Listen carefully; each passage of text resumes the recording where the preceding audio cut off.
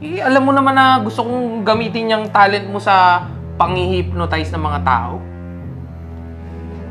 Ngayon na yung tamang panahon para gamitin mo yan. Wala ka ng choice, be. Gamitin mo na yan.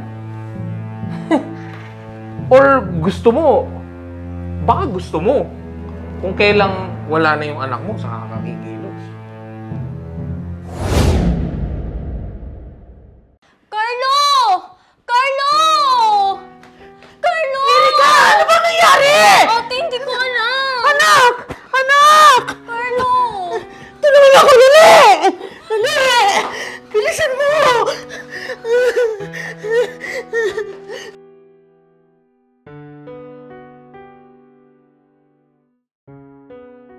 Ate, kamusta yung pamangkin ko?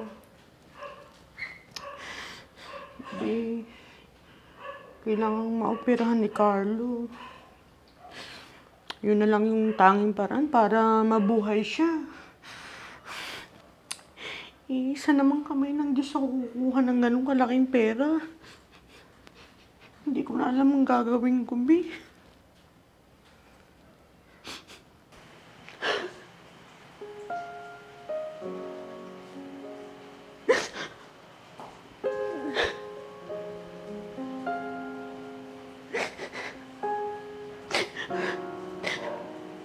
Lord, bakit kami pa yung binigyan ng ganitong problema, Lord? Lord, hirap na nga kami sa buhay eh. Tapos, ganito pa yung naranasin namin, Lord. Lord, please. Tulungan mo naman ako.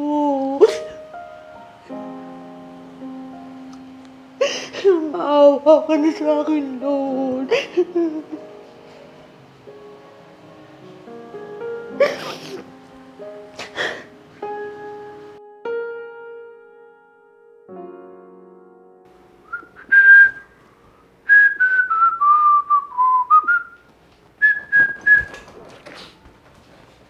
Oh, Tonyo, bakit? Balita ko. Kailangan mo daw ng pera para sa pagpapagamot ng anak mo. Ha? Oo, matutulungan mo ba ako? Pwede. Depende kung gusto mo yung mga diskartiyan ko. Ano, ang magnakaw na naman? Yung pa din, oo. Tagal lang kitang inaawitan, be. Alam mo naman na gusto kong gamitin yung talent mo sa pang-hypnotize ng mga tao. Ngayon na yung tamang panahon para gamitin mo yan. Wala ka ng choice, be. Gamitin mo na yan. Or baka gusto mo, kung kailang wala na yung anak mo, saka kakikilos.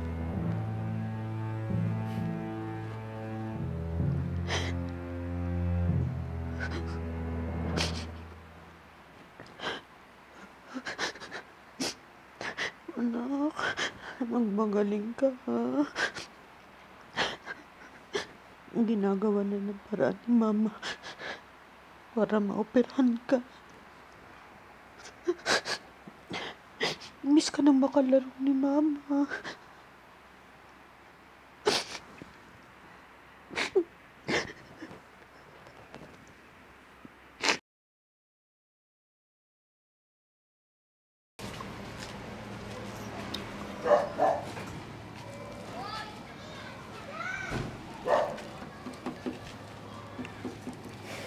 Diyan nakatira si Leo. Senior citizen na yun. Nag-iisa na lang sa buhay yun. Yung pamilya nun, nasa Amerika na. Paano ka nakakasigurado may pera dyan sa bahay na yun? Bundle-bundle ang pera niyan lagi. Saka maraming alas yan dyan sa bahay. Puro gold. Bakit ko alam? Kinuha kaming construction dati niyan nung nirenovate yung bahay niya. nakikita ko. Hindi lang ako makatiming nun. Pero ngayon, alam na alam kung kaya mong i-hypnotize yan. Bibigay sa'yo yung matanda na yan. Hintayin lang natin yung bukas.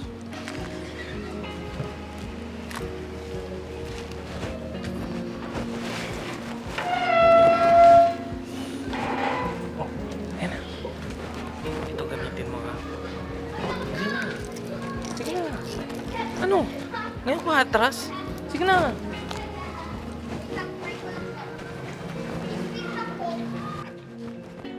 Bossing! Bossing! Dito po ba yung yung area de La Paz? Oo, bakit? Bossing, mayroon po sana akong binebentang kwintas. Tingnan mo to. Tingnan mo, ang ganda, di ba?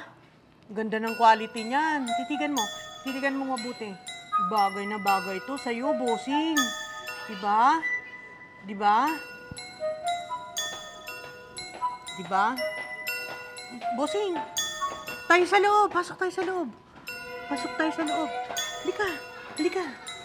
Pasok tayo sa loob, ha?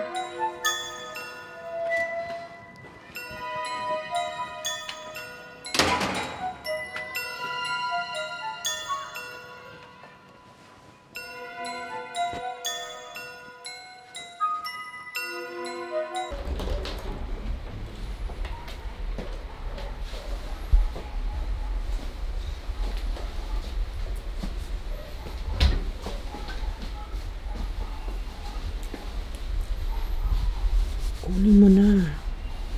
Kunin mo na yung pera at alahas. Ibigay mo sa akin.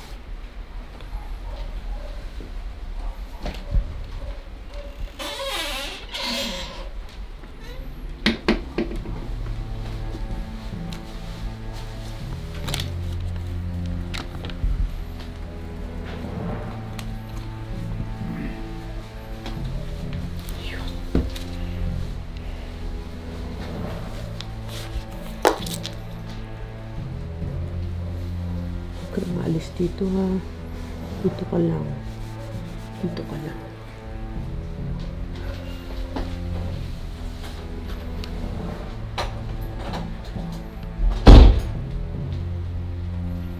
Chief, may CCTV ako nakuha kung paano nakapasok sa bahay ko yung babae niyan.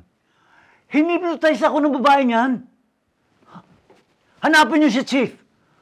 Malaking pera ang nakuha niya sa akin. Kasama niyo yung mga mamahalin kong alahas.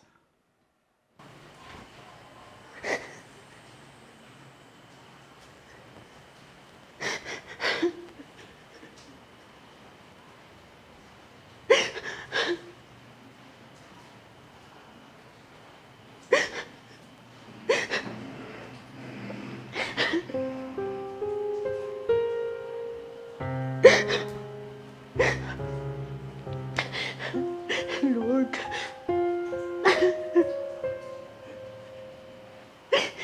Patawarin mo ako sa kasalanan na nagawa ko.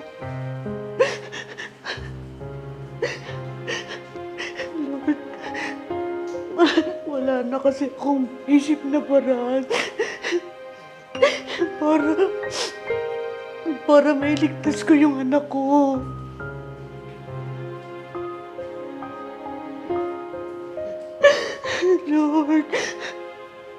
Lord, please, patawarin mo ako.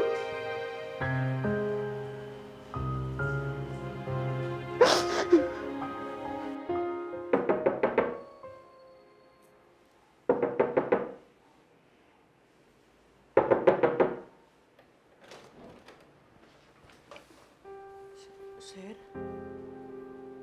Ikaw ba si May Arevalo? Opo, sir. May warrant of arrest kami laban sa'yo sa salang pagnanakaw. Sumama ka na sa amin.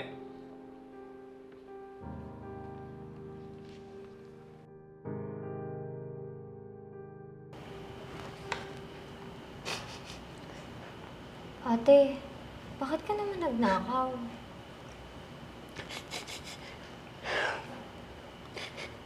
Wala na kasi akong maisip na ibang paraan para makahanap ng pera.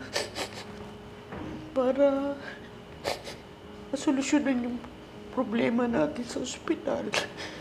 Ate, hindi masusolusyonan ng problema ng isa pang problema. Lahat gagawin ko para sa anak ko. Kahit buhay ko pa yung kapalit. Kamusta na nga pala si Carlo? Ayun ate, nakaschedule siya sa Sabado para sa operasyon niya. Ikaw te, paano ka?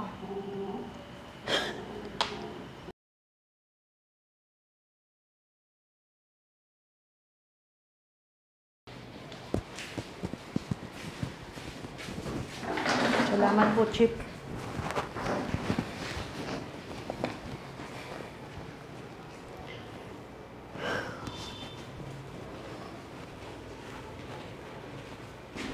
Mama!